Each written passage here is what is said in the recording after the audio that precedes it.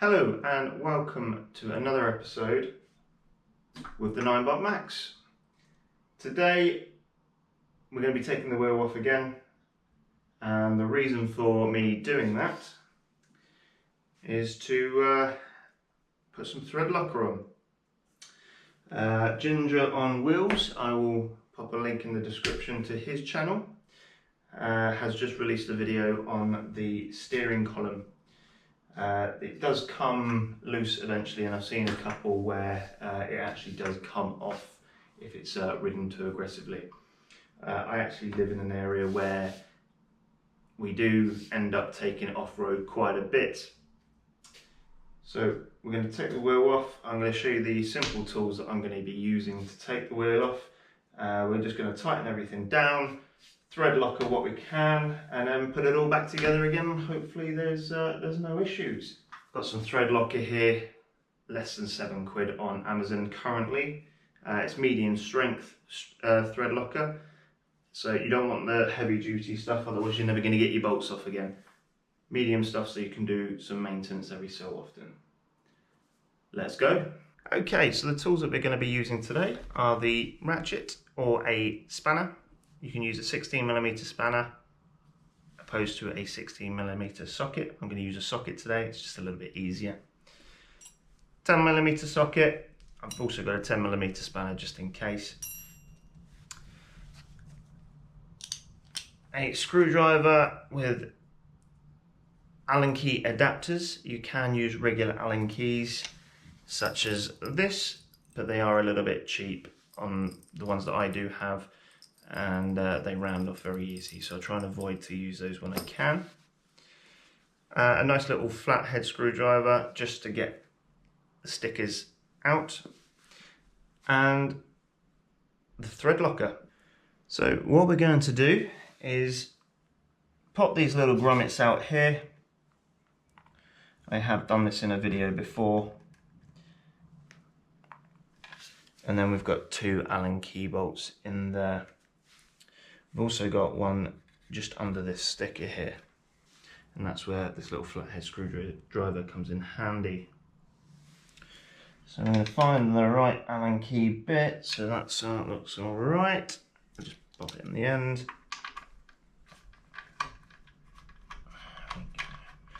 Always handy to have a little tray with you as well, so that if you end up popping stuff out, you don't lose it.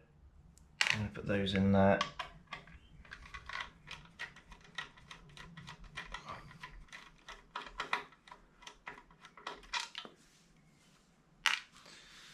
Okay, so now we're going to go underneath the sticker. Doesn't matter if you rip your sticker a bit, you can always buy more.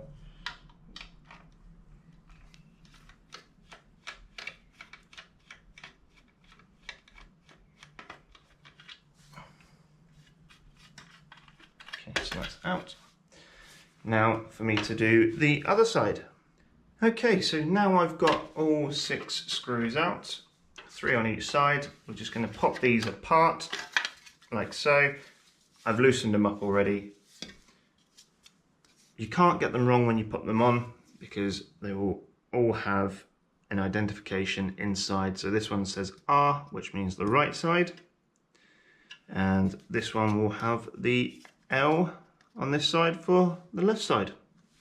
Okay, so to take the brake line off, we're just going to undo this one here. You don't need to faff about with anything on here at all. It's just this one, and it's a 10mm socket. Brilliant. And your brake line should just pop away. So onto the 16mm socket. Make sure that we go the other way. Perfect. First time you do this, it's going to be a little bit tricky, purely because from factory they do put a lot of goo on.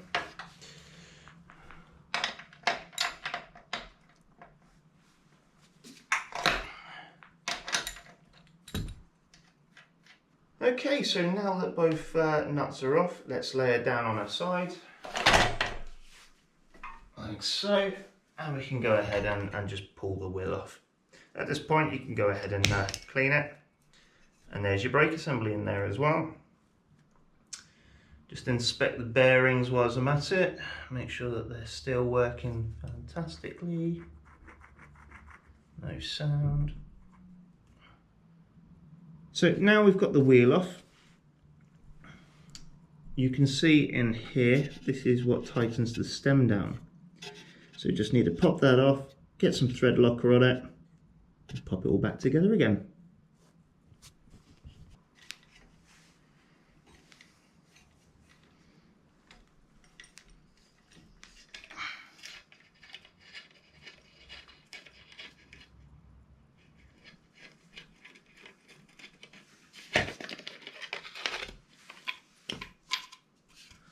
Okay, so now we've got the bolt out. As you can see, it's got a little bit of Threadlocker on there. We're just going to add some more, tighten it back up, and hopefully that will be all okay.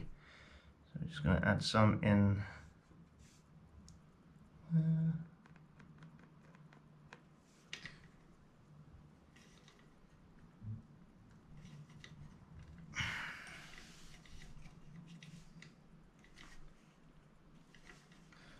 I'm just going to tighten it up as much as we possibly can without it breaking or threading.